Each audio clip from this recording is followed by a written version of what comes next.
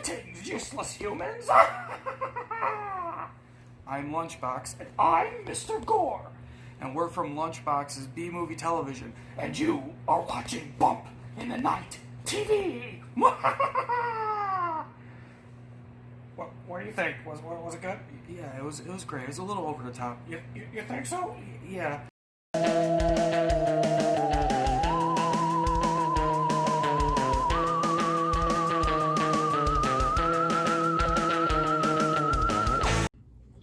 Welcome to Bump the Night TV. I'm your host, Orson and with me always is my sidekick, Bourbon Hitchcok. Hey, everybody. So, what's the topic for tonight, Bourbon? Novels, particularly horror novels. You know, I always like a horror book. I didn't take you for a big literary guy. Of course. I read books all the time. I do. I read them. Hey, mister! Look at this. What is this? This is a comic book. Oh, It's not a comic. She caught you reading comic books. Forget that one. I really like books. All right, everybody. Tonight's guest is Miss Tessmacher, our local librarian. Say hi to everybody. Hi, everybody. Thank you so much for having me on the Well, show. you're very welcome. Anybody that'll help me chastise Bourbon is always welcome. So, like we said, tonight's topic is horror novels. Bourbon, do you have any that you really adore? Not that you can read. Okay, yes. I do. I read books all through, as a child. And, I learned a lot from watching novels, books. And one of my favorites is Hellbound Heart. Oh, you like that one a lot, huh? That one's it was one of my favorite ones. Taught me a lot about life. So, who was the author of that one? That one was John Stencil. Yeah, that's who did that book, and it was a good favorite of mine. So, yeah, okay. I know all about it. Well, tell us about it. Tell us. Okay. Give us your footnotes and your abridged version. The Hellbound Heart. It's a true love story about this couple that they go through life together and they just love and they go do everything. Then the girl turned into a succubus and she started sucking off of his life and treating him bad and was giving his brother the pankatang. And so he ended up cutting her heart out. And so the devil come back and said, oh, damn you, and sent him to hell. And he took her heart with him. And then that's what it was. And then her soul was working with the devil or Jesus. I'm sorry, I had that part mixed up. Trying to work toward getting her heart back. You need some whiskey with this? Oh, no. Thank you, honey. I'm okay. All right, keep going. I think I'll take mine. It looks a little darker than mine, but that's okay. So, are you finished BSing? That is the book. I read all of it twice. So the Hellbound Heart is a Clive Barker book. Yeah, I knew that. And it is the inspiration for Hellraiser. Yeah. So yeah, that. Everything you said is wrong. In fact, everybody who's listening is now dumber thanks to your answer. You read it too, didn't you? Oh, no. I didn't read anything that has that kind of language in it. All right, so I personally like The Exorcist by William Blakely. Well, that's the girl that puked on the preacher, didn't he? Okay, well, and then stood on her head and climbed up the wall and said vile things. And so you read it too, or you just watched the movie? I read it. It was pretty close to the movie. Okay. You're a librarian and learned and read. Do you have any suggestions for Bourbon to read? Suggestions? Oh, yes. Honey, I just love Paradise Lost. It's from an author by the name of Milton. This is all about Lucifer's descendants from heaven. Everybody likes to demonize, but what they don't understand is that Lucifer was actually an angel. He wasn't always the devil. And there was a road that led to the criminalization of him. That was like my last story. My mama took him to court many times for child support. See, Bourbon, you heard what she said? That's how you BS your way through a segment. So you get up in front of class and do a beautiful book Miss, report. can you explain this BS to me, please? No, it's French. You wouldn't like it. So, okay, so I like American Psycho. There was a movie made of it, so Bourbon may be able to follow along with it. Did you? It was okay. It was okay? It was all right. It was like a really cheap, dirty porno. Like your buddy Chuck Wild makes. Oh, hey, where is he? He's still dead. Oh. So, American Psycho is a Bret Ellis Easton book, and it's shot during the height of 80s Wall Street greed. And Patrick Bateman is the main character, and he is, well, you're never sure if it's actually happened or if it's all part of his fantasy. How do you feel about fantasy? Fantasy? I'm a librarian, honey. I live in the normal world. I don't know much about fantasy. I dated a couple librarians in my time, and you girls are freak. You a freak? You little freaky? Ooh, it's getting hot in here now. You sure you don't want to drink? I'll take a drink, Oh, yeah. right. Just one, though. Just one, Orson. I want to seduce the librarian, Bourbon. Oh. Ooh, knock the dust off of it. Seduction! Oh, that's what you're talking about. Jesus. Oh, I'm sorry, ma'am. I'm sorry. So, any other thoughts of books that we should be checking out? Oh, I mean, I always fancy the classics. Frankenstein. Frankenstein, that's one of my favorite ones. Frankenstein. The one where he fucked that werewolf. That dude ran around with shooting arrows out of that gun. Then the sister, her brother turned into the dog, the little wild dog. You know what I'm talking about? Yeah, you're talking about the movie Van Helsing. You're BSing your way through the segment again. Oh, I thought that was Frankenstein. No, When he killed all the little vampire eggs and kissed on the girl after the movie. That was a true love story too.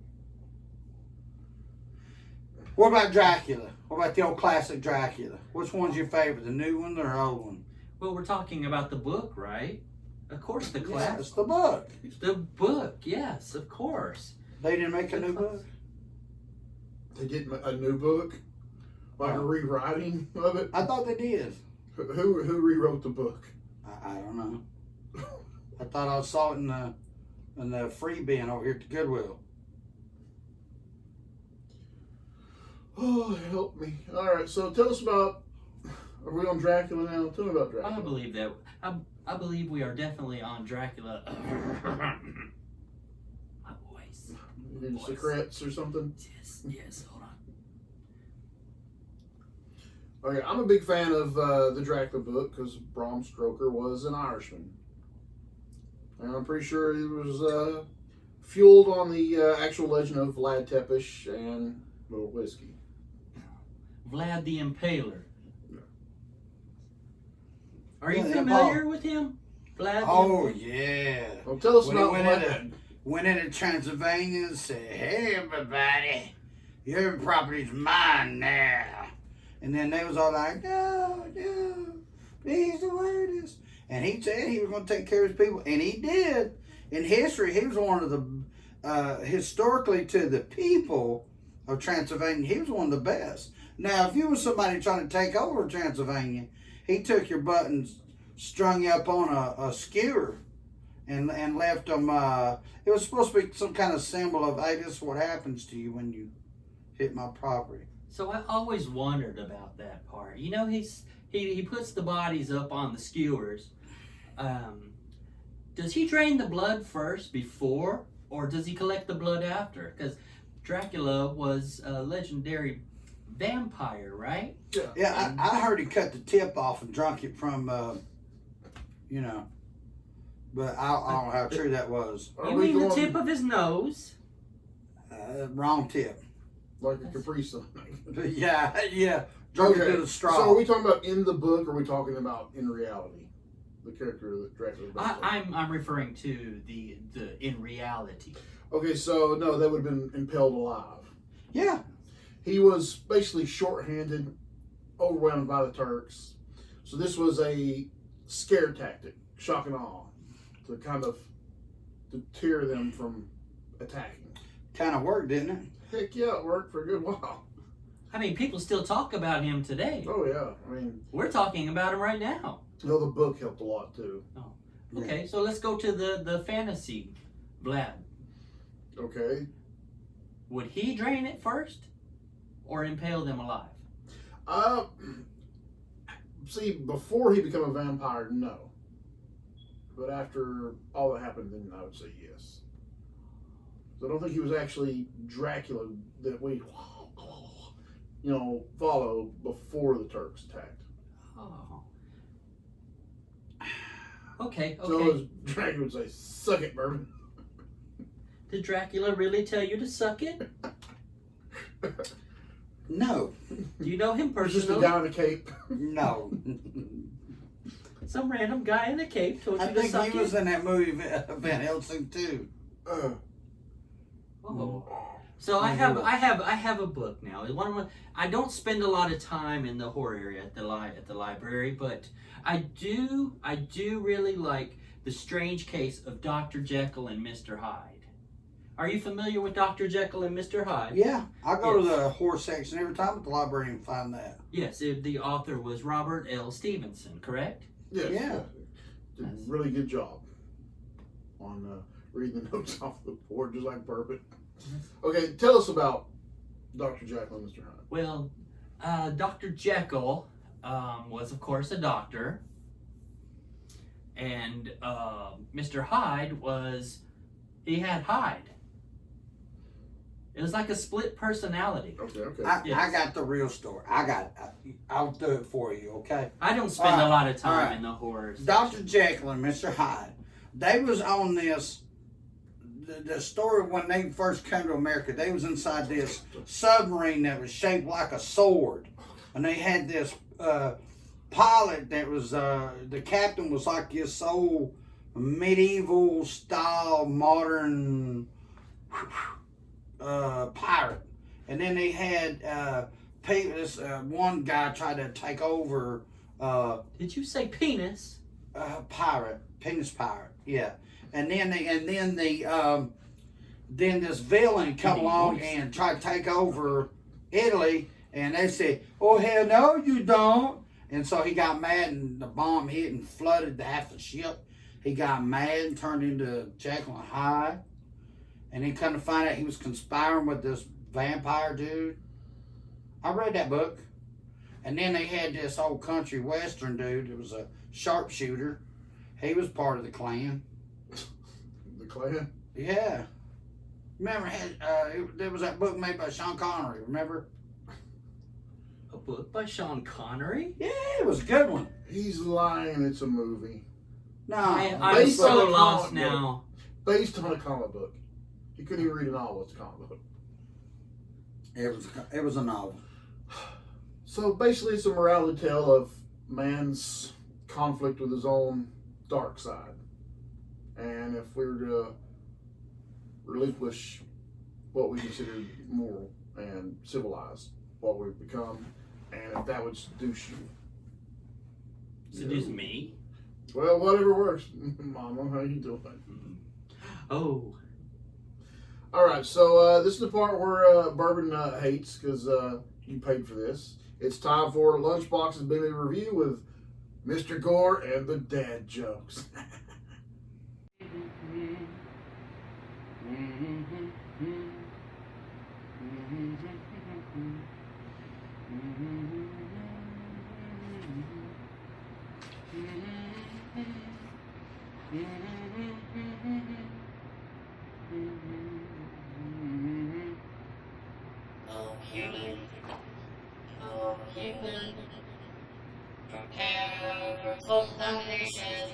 Oh no. It's my day off. Greetings, humans. It is I, Mr. Gore, and we are here because we are, well, quite contractually obligated for $500 to do these silly, silly jokes. That's right. I'm about to get my human to do more silly jokes for you, the watchers of Bump in the Night TV. More of these jokes? Yes, human. You are contractually obligated, and we always finish our contracts. Now, time for the jokes.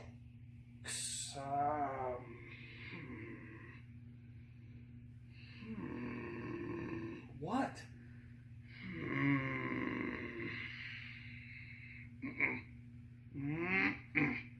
Nope, no way. What is this outfit you have on? I was relaxing. This is what I naturally wear. What? And you think this is good attire?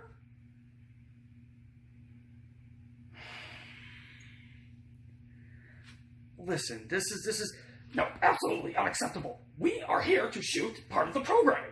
And part of the programming that goes on Bump in the Night TV. You look completely, well, stupider than normal, human. We cannot have this. Computer, please change outfit to the one that we wear for broadcasting for the human, please. Execute.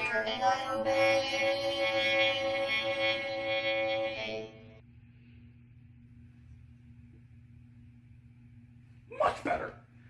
What are you... Wait a second. Go ahead.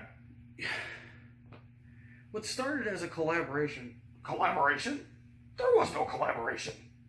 I abducted you, did horrible experiments, realized a full YouTube thing with B-movie horror, realized that on Schlorp B, B-movie horror is the highest form of artistic expression. So in the end, you didn't volunteer. I made you do all this. Continue. But now you tell me what to wear? Exactly. We have a show. You have an image. I am just trying to complete said image. Let's have some intergalactic standards instead of your pathetic, stupid Earth standards. Now, let us begin. Here are the notes. Let me see the darn jokes. You're gonna love them.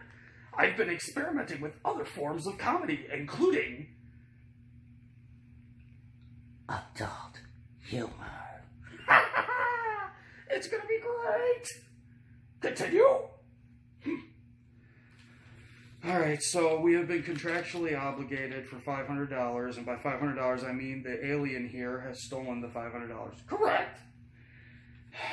And we're doing these jokes. Good Lord. Okay, are you guys serious? You seriously want me to do this all? Do not talk to him, talk to me. You have spoken to me. You have said you want this done, and it shall be done. Continue. What does it... Really?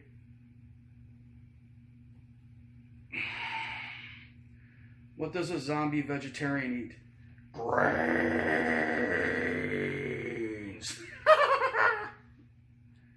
Great. Good to see that you're in on the action, too. Oh, yes. This is going to be a fun one. Good, great. Continue? Yeah, I know. Why don't vampires bet on horses? Oh, Jesus. Because they can't handle the stakes. Continue. What do you call a werewolf who makes pots? Oh, for love of... A Harry Potter. Oh, Lord, this is just getting even worse. Shut up and read the jokes. I worked very hard on these. Whatever. What did the Martian invaders say to the cat? Oh, Lord. Take me to your litter. It's brilliant. Brilliant. Absolutely brilliant. I know all. I am invincible in comedy. I am the master of all comedy. Continue. Why can't Frankenstein have kids? Oh, Lord. Oh, yes, this is great. Why can't Frankenstein have kids? Why can't Frankenstein have kids? His nuts are on his neck! Isn't that funny? It's so funny. It's so earth humor. Think about it. I'm basically making a reference to the fact that his nuts are on his neck. Nuts, another word for testicles. Brilliant.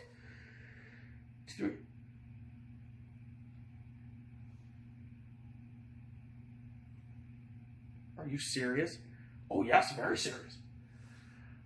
I can't read this online, Mr. Gore. Why not? There's kids that watch his show.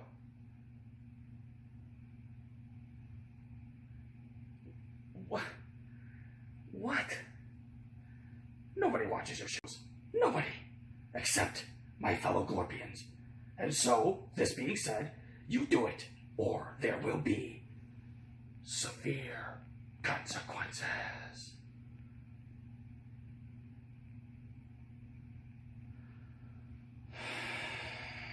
Alright. Now, for those of you in the audience who have sensitive ears or weak minds, please leave the room or find something else to watch on YouTube. Now, that being said, we shall continue with the very raunchy joke. Continue. 3 vampires walk into a bar. The first vampire says to the bartender, "Give me a shot of blood." The second vampire walks up to the bar and says, "Give me 2 shots of blood." The third vampire walks up to the bar and she orders a glass of hot water. The bartender scratches his head and asks, why not blood, why hot water? The female vampire reaches between her legs, takes out a tampon, drops it into the glass, and says, "I'm making tea!" See a reference to Women's Monthly issues. I am a brilliant, brilliant comedian and master of all B movies. And on that note, thank you for tuning in and watching the humiliation continue. Oh, and it will continue. And thank you for watching Bumpin' the Night TV. I'm Lunchbox. And I'm Mr. Gore.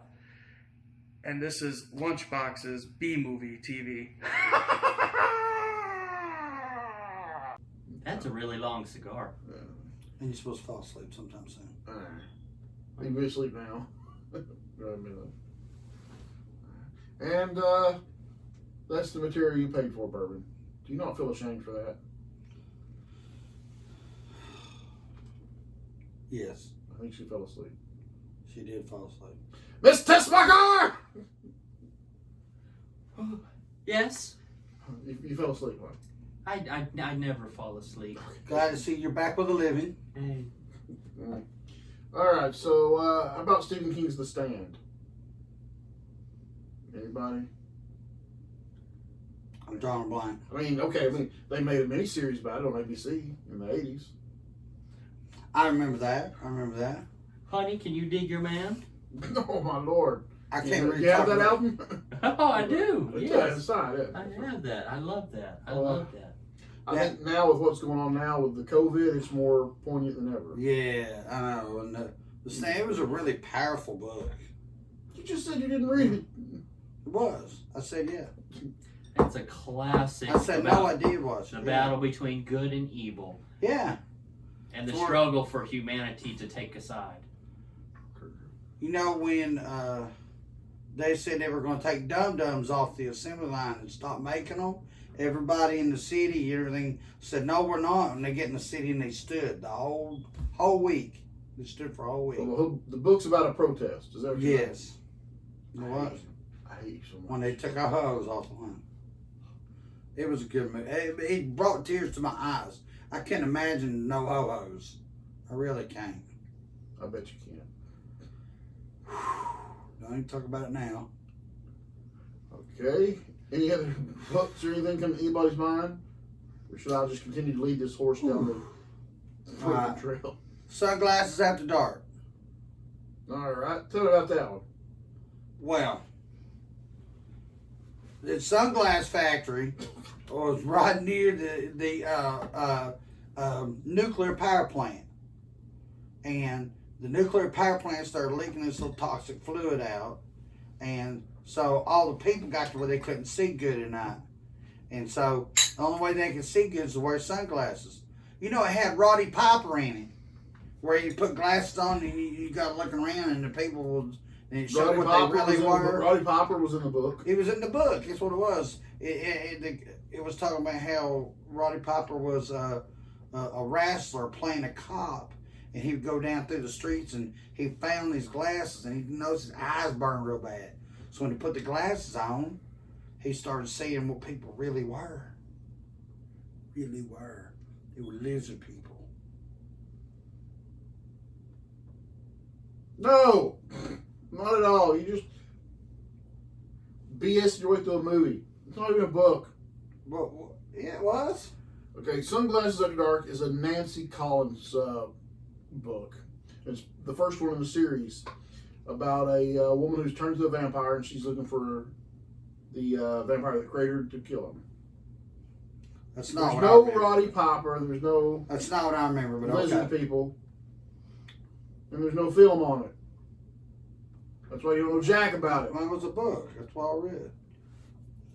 Do you Okay. have anything, hon? Okay. I do have one. Mm-hmm.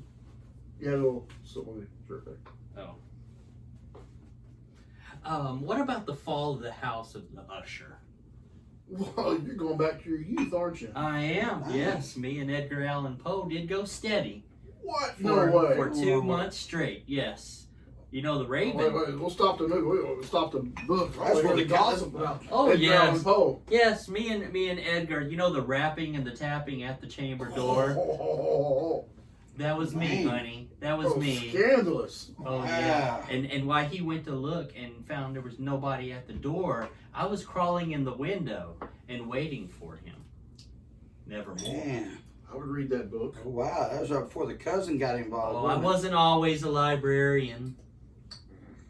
Yeah. But you were jumping a few years forward from Edgar Allan Poe. Let's talk about Interview with the Vampire.